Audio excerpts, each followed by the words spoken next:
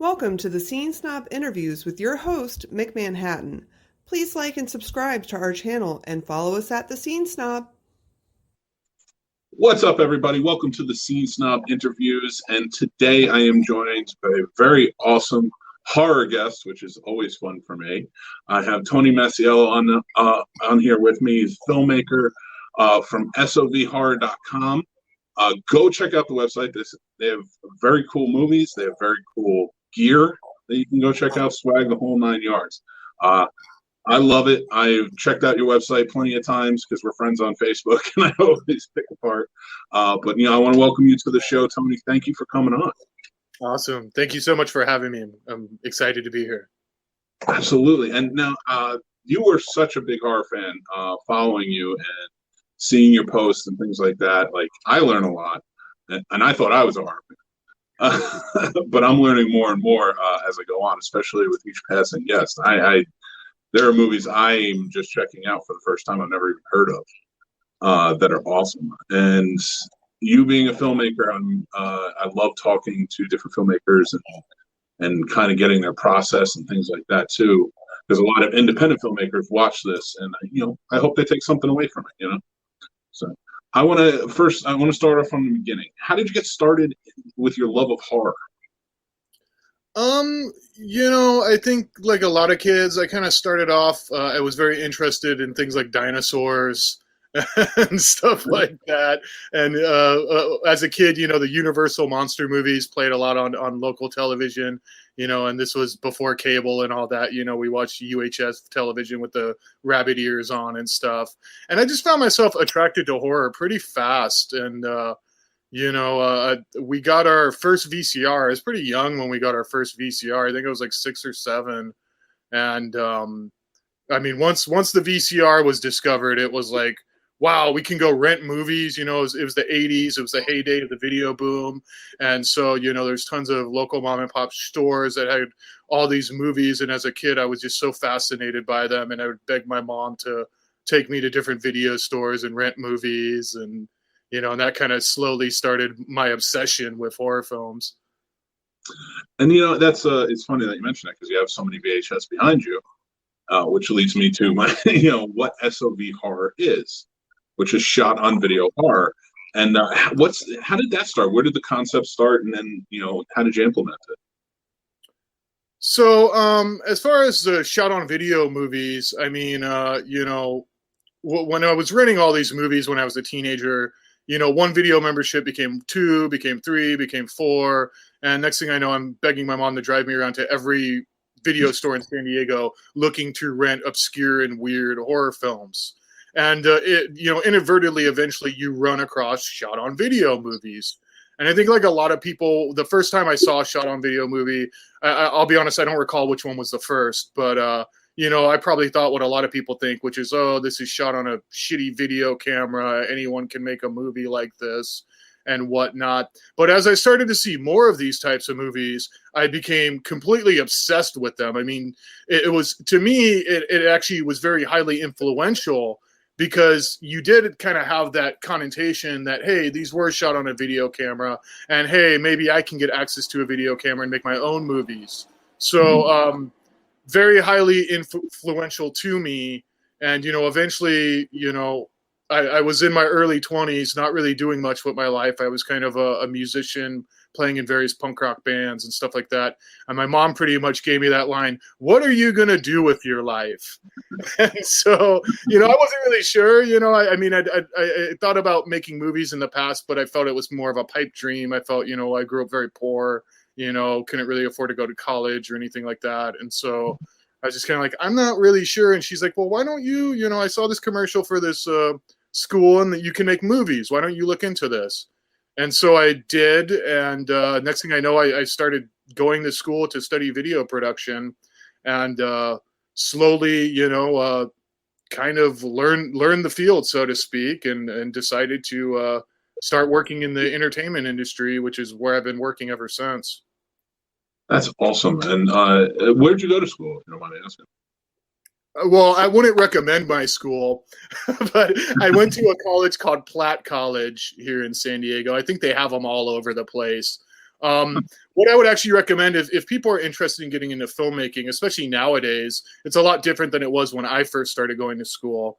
I mean, nowadays you have technology like is literally in your phone. You know what I mean? You can literally pick up your phone and make a movie and spend some time watching tutorials on YouTube and stuff like that and learn how to do this completely on your own, independent of, trying to get some degree. I mean, like a lot of people, when I first graduated school, I didn't find a career. I didn't find a job in the field for at least 5 years. And my education really sucked, honestly.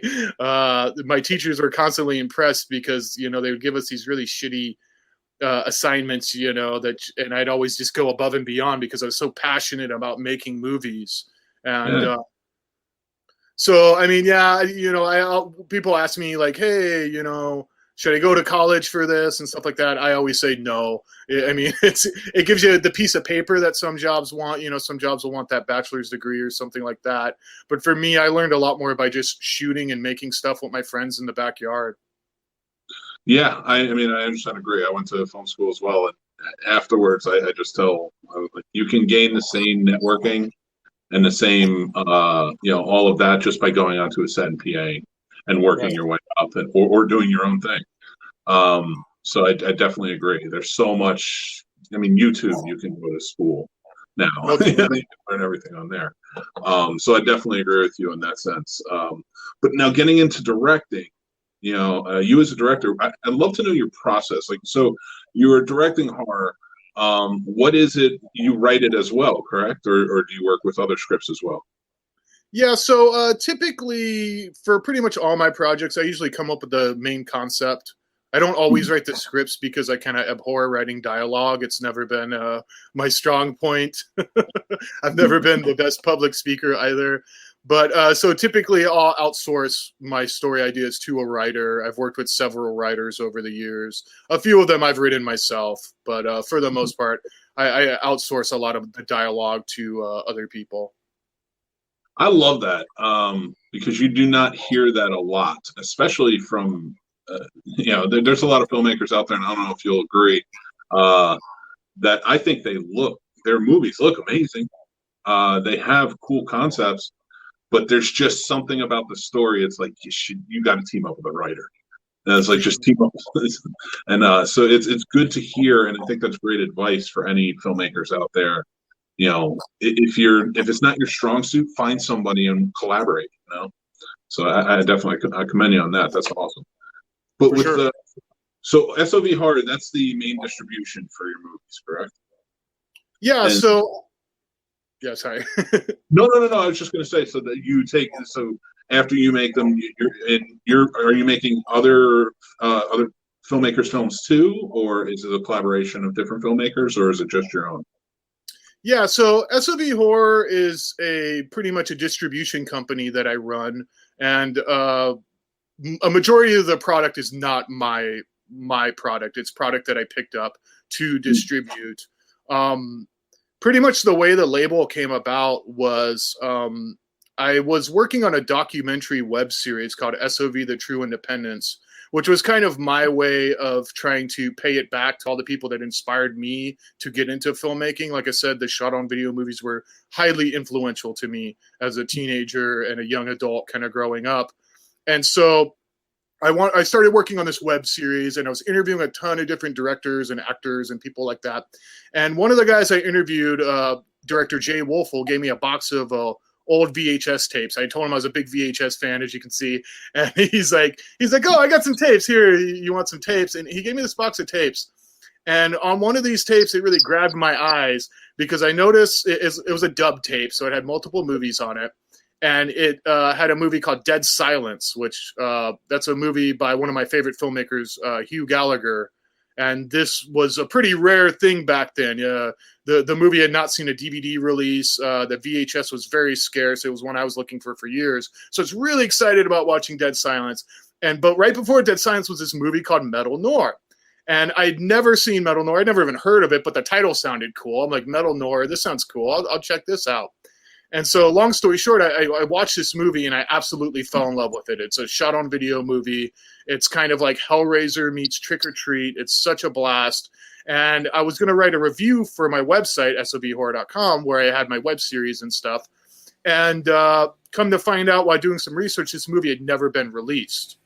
And so I was able to get in contact with the director, David R. Williams, and kind of started talking to him and said, hey, would you maybe license this to me for a DVD release? I'd worked for a few companies doing DVD authoring and stuff like that. So I was very, familiar with that whole process.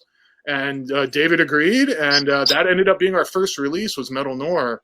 And pretty much from there, it would just kind of blew up. I mean, some people were hitting me up for, to distribute their product. Other ones, I sought out titles that I was really interested in getting released. And the cool thing about the label is I kind of have this general rule that I don't release anything unless I really like the movie. So, if a movie sucks, in my opinion, I'm not going to put it out. I try to have integrity. I try to also, we put a lot of time into special features and stuff like that. I want to make these, I try to aim to be the criterion of shot on video horror, to kind of really put out the nicest packages we can put out. We usually do new artwork and stuff like that. And, so Metal Noir was the beginning. And now, I just sent release number 24 to my replicator. So, and we just started a year ago. So. That's awesome. That's fantastic. That's a really cool story. And how many, you said you started searching out other movies. How many other movies have you found like this that were shot on video that, never saw the light of day?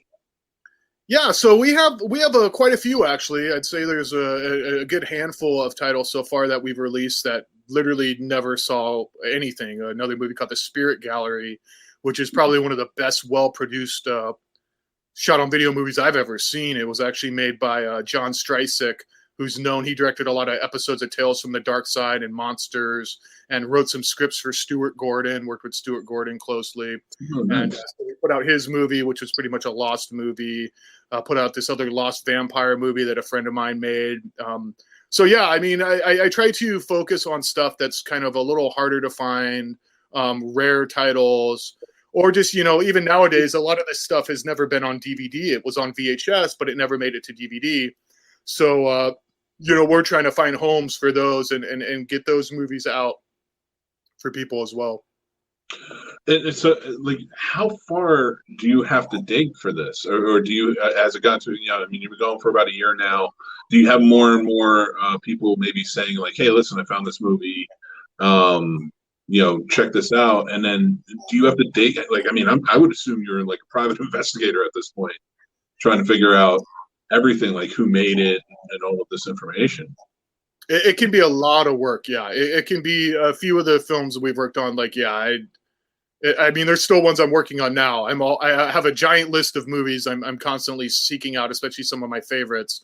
And it is like playing private investigator, trying to track these people down and, track down anyone involved with the production so you can get a hold of the director or the producer, whoever owns the rights to the films. So it can be quite challenging. We do get a lot of people submit stuff as well, but typically that's kind of like younger filmmakers that want us to put out their movies. And I really, a few of those we have put out. So, I'm all for supporting the indie underground, but I'm more interested in putting out kind of classic lost movies, really. What's the oldest movie you've put out? Like the oldest one that you were able to find? The oldest movie, we just released it last month. The oldest one that we've put out is actually shot on film. It's a movie from 1988, even though it was shot earlier than that, called Blood Orgy of the Leather Girls. And that had never received a DVD release. It had a very limited, small VHS run. And it's pretty big in cult circles, and we were extremely excited to get that title in the catalog. Oh, that's awesome! And how did you go about? I'm so enamored by this because it sounds so amazing. I love the idea of going out there and finding these hidden gems that were lost, and it's great that there's somebody out there, almost sticking up for these little underground horror films. I love that. So for something like that, like Metal Noir, you found through trying to find Dead Silence, you had said. It's kind of open that floodgate. But something like some of the other movies, like, I don't even know how you would go about finding, like, again, yes, I'm sure some people come to you, like you said, but like, what kind of research do you start with? Maybe I guess I'll go there. Like, how do you jump into it? Well, usually, I mean, like I said, I got to be a fan of the movie first. So I have to see the movie first and foremost before I usually seek some movies out. There's some movies that I haven't seen that I've just heard of and that I try to seek out, but we haven't really released many of those ones. Most of the ones I've found are ones that I've already seen. I mean, I've been a collector for years, and was very in the indie underground as well as the bootleg circuit in the '90s and stuff. So. Yeah, it can be difficult finding them, but sometimes they literally just fall in my lap. Like the Blood Orgy of the Leather Girls, that was an example of someone who was representing the producer actually contacted me. They saw what we were doing with the label. They thought it was really cool. And they were like, hey, we think you'd be the perfect home for our film. And so we were able to make a deal. But a lot of the times, yeah, it is me literally, like like I said, I got a very long list of movies I'd love to put out. And I'm just constantly, hitting people up and trying to follow up leads to try to find these movies. And, finding them is one part of the problem. The other part is actually paying these people what they want to release them. We officially license all these. So, unfortunately, there has been a few, like I just didn't get because of the money situation, I couldn't offer them what they wanted. But for the most part, almost everything we've kind of sought out, we've actually gotten the rights to and have released. Well, like, I liked how you kind of compared it to a criterion for the Lost Underground horror films. What kind of criteria do you have? Like, other than, I know you said that you have to like the film, but like, is there certain things filmmaking wise that they have to meet before you'll even consider it? It's more just if I like the film, honestly. It's if I like the film or if I feel it's culturally significant, there's but the thing is like I'm pretty much a one-man company. Like I pretty much do everything myself. I have a couple people who help me out. So I have an artist who does a lot of our cover art for us. I have a few people who help out with synopsises and stuff like that. But for the most part, I'm a one-man show. And, when you're working on movies like this and doing these DVDs, I mean, I do all the making ofs, I cut together the mini documentaries, I do the trailers, I do the whole deal. So you end up watching these movies 150 times while working on it. So you really do have to like the movie and love the movie if you're going to invest that much of your own time into it, because unfortunately, one thing about the shot on video movies is they're not very popular. I mean, we don't sell a ton of copies. I'm definitely not getting rich doing this. I've probably lost more money than I've made. But I do it because I love these movies and because I think these are important movies that I think people should see. I mean, nowadays anyone can make a movie with their phones and all that. But these people making these shot on a video as well as the indie kind of underground movies of the 80s and 90s. I mean, these guys were true pioneers. These guys laid the groundwork for what we see today with people being able to just pick up a camera and have that confidence to go out and make their own movie.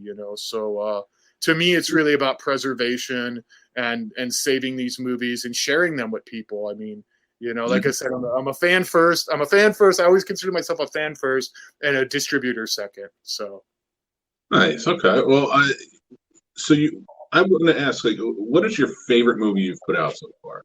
Like, for you, a personal favorite that you really enjoy?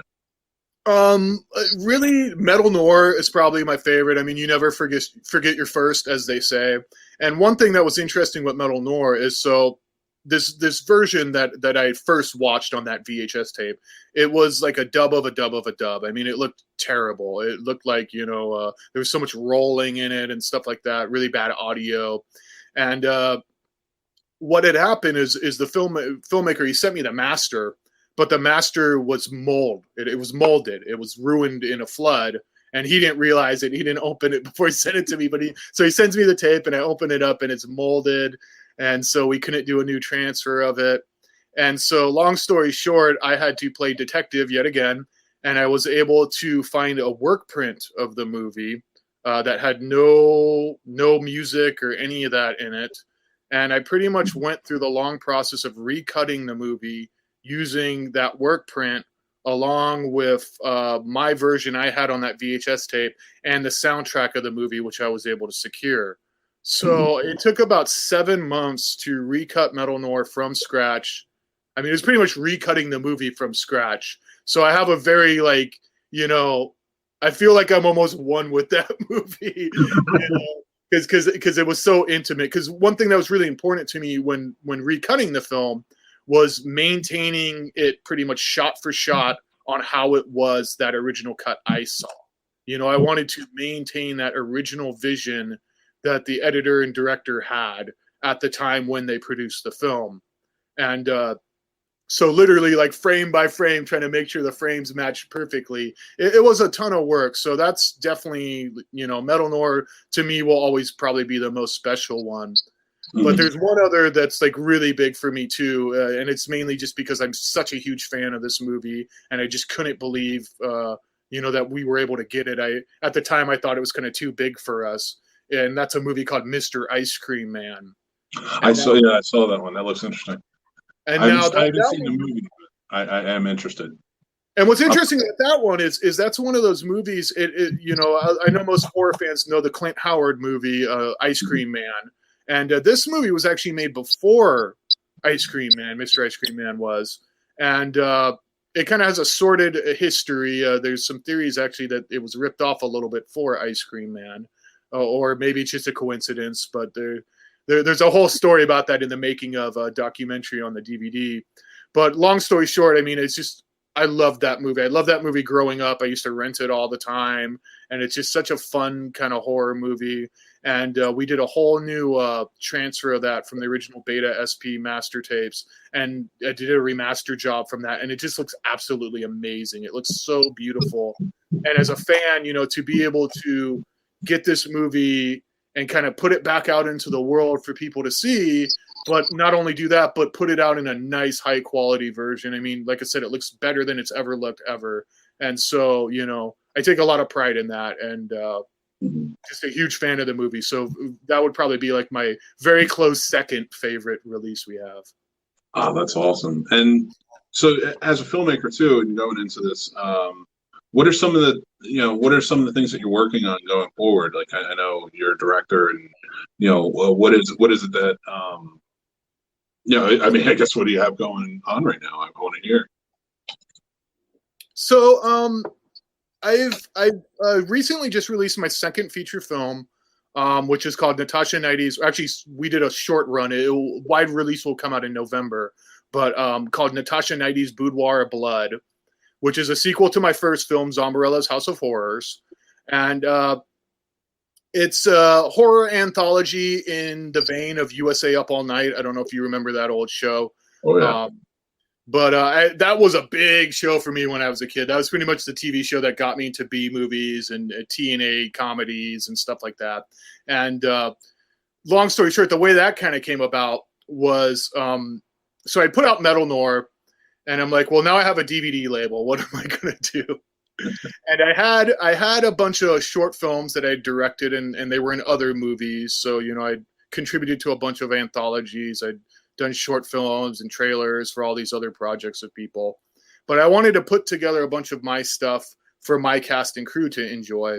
And so I came up with the idea of having this fake horror host show that would be like this pirate cable television show. So you could have, So you could have like blood and nudity and stuff like that. Mm-hmm. But then have all these commercial breaks. So you could have all these fake commercials, you know, like 1-900 sex ads, psychic ads, you know, all those commercials you would see on like USA Up All Night and stuff. And so that was kind of the concept for Zombarella. And so we made that movie. My buddy Tim Ritter, who's probably best known for making the Truth or Dare movies, as well as A Creep, Killing Spree, whole bunch of great movies, actually contributed to that first one. And originally it was going to be all my work, but unfortunately we were unable to license one of the shorts that I had done. That's actually a lesson, filmmakers. If you ever make something, keep your rights. Don't get rid of them. I really regret losing the rights to some of my work. But so I couldn't get the rights to one, so I asked Tim to help out, and Tim contributed and did a great job, gave us a great short, and he also did some commercials as well. And so the movie went over pretty well. People seem to like it a lot, and it was a mix of I recycled a bunch of old footage to make the trailers and commercials. I mean, a lot of that stuff was stuff I shot, in my early 20s when I was just really first starting to make stuff, and it was just repurposed for that movie.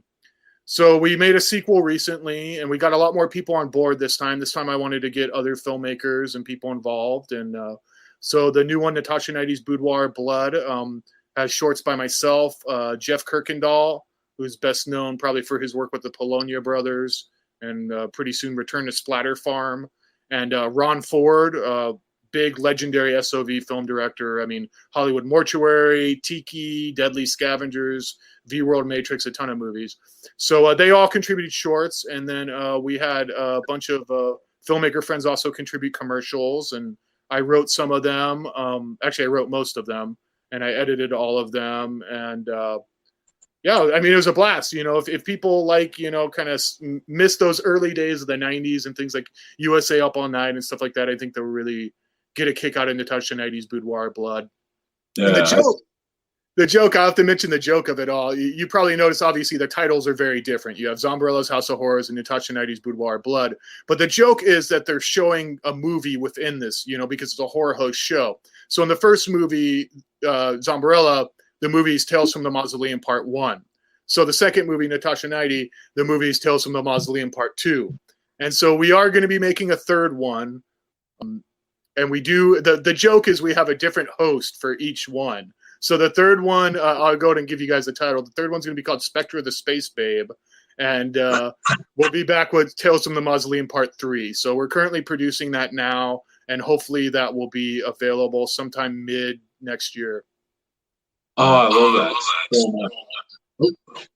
Oh, caught up there. I love and I love horror hosting, and I know we've just not really discussed it on Facebook, kind of like we're both big fans. I could see it, and we go back and forth. So like, this is an awesome idea. And everybody, make sure you're going to check this out. It's on sovhorror.com. Like, all the stuff is up there. You can go see it, and it's available to you now. So it's absolutely worth it. And Tony, I mean, is there anything else besides the new movie you have coming on to promote? Do you have anything you just found, maybe some hidden gems that may be coming out soon, or you're working on? Yeah, so right now, I mean, I literally have about 15 movies that I have not released yet that are, we're sprinkling out 2 movies. So we do 2 releases a month for the most part. Every so often we do a limited run release in there as well. But for the most part, we do two movies each month. So I have movies all the way till the middle of next year we're going to be releasing. So I got a lot of stuff coming out. I haven't, I don't like to give away the titles too early, but I'll go ahead and give you guys a scoop on one of them. This is one I'm extremely excited about. And this is a movie originally put out by Dead Alive Productions in the early 90s. They were one of those companies that specialized in shot on video movies, probably best known for being the company that brought Peter Jackson's Meet the Feebles to the United States on VHS. And we just picked up a movie from them that we're working on. It's almost done, called Writer's Block, Truth or Dare Part 2, which is really funny because it is not really a sequel to Truth or Dare, which is the movie directed by my good friend Tim Ritter. And we'll have a great making of on this disc that we're working on right now. But that's a really big title. I'm really excited that we were able to get that one. It's only been released on VHS. The VHS is extremely hard to get. I mean, when you find it's over $100 typically. So we're really excited to be bringing that one out, and that should be out sometime early next year. Oh, that's awesome. And thank you for the scoop. Congratulations. That sounds amazing. I can't wait to check it out. And so, I mean, I love what you're doing. You're preserving history. You're preserving a history, especially for horror fans, which, we're seeing such resurgence now. Like, what it was like back in the day for horror fans. We were always the weird ones. Yeah, you're always looked at like, you're crazy and things like that. But now, like, it's out there. We can celebrate out in the open, ready to go. And I want to finish off with a question, because I really am interested to know. It's Halloween season. It's the horror movie month, if you will. I mean, it's always for us, but for most people, it's horror movie month. what's your top 5? What are you watching? What do you have to watch around Halloween season?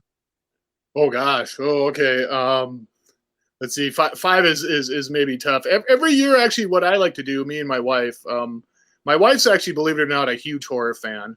And so I love to corrupt her and make her watch horror movies. And usually every Halloween we do A to Z. So we'll pick A, B, C, D, and we'll watch all of them for the Halloween season. But there are a few staples we like to watch every year. And my favorite, absolute favorite, I always watch every year is Hack-O-Lantern. Is a personal favorite of mine. I'm a big fan of Hack-O-Lantern. I usually watch that one. I usually watch a WNUF Halloween special from Chris LaMartina. Yes, great one. We put out a couple of his we put out his first 2 movies, actually.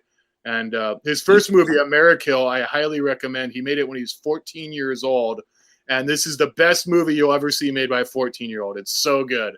It's pretty much Scream made by a 14-year-old. And we got that at our website if you guys want to check that out. But I always watch WNUF Halloween special. I always watch Death-O-Lantern, which is another one we actually put out as well. What are the other ones? We do Halloween 3 every year. I love Halloween 3. It's my favorite of the franchise. I mean, I get people don't like it because it doesn't have Michael Myers, but to me, it's just it embodies Halloween to me. I just love that movie.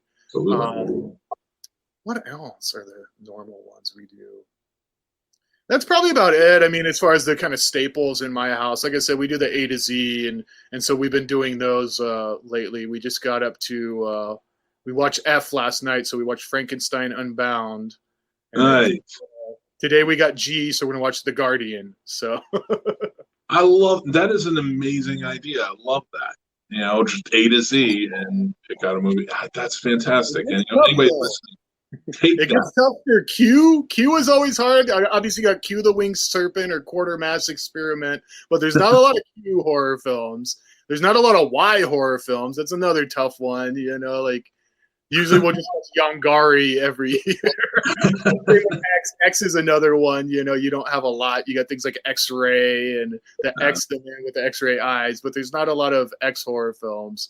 So, some of those letters will just end up, we'll do Q the Winged Serpent half the time every year. There's nothing wrong with Larry Cohen movie. Come on. Oh, for sure. It's one of his best. I love that one. That is a fantastic idea, and I think anybody who's married who's listening to this, we should all do that. Right. That's such a bonding experience, I'm sure, and it just works out really well. But Tony, I want to say thank you so much for coming on the show. I had such a great time and learning about this because I'm learning more and more about distribution and what goes into it. And there's always been a respect for it because it's a lot of work. I mean, you guys you're the ones. Marching along, getting it done, getting everything out there. And I think a lot of people don't understand distribution, so it's better that they do, especially being film fans. So I applaud you and I thank you for what you're doing. And fantastic. And, I will promote any way I can over on the Seed Snobs. Absolutely. I appreciate you coming on. So if you have anything that you need promoted, you come to me and I'll put it up. Awesome. Thanks. And anytime you want to join on any one of the shows, we'll love to have you. You're a fantastic guy. Thank you again. Cool. Thanks for having me. And happy to come on anytime. And just one last kind of message for your listeners out there. Just, instead of buying Friday the 13th Blu-ray that you already have 20 copies of, run over to sovhorror.com. Try something different. Try something you haven't seen. I'd highly recommend movies like Metal Noir, The Spirit Gallery, Mr. Ice Cream Man. If you haven't seen these movies, I mean, I feel these would be cult classics if they were shot on film. If these were shot on film, these would be the movies you'd see Arrow Video putting out, and Vinegar Syndrome, and all these cool niche labels that are around today.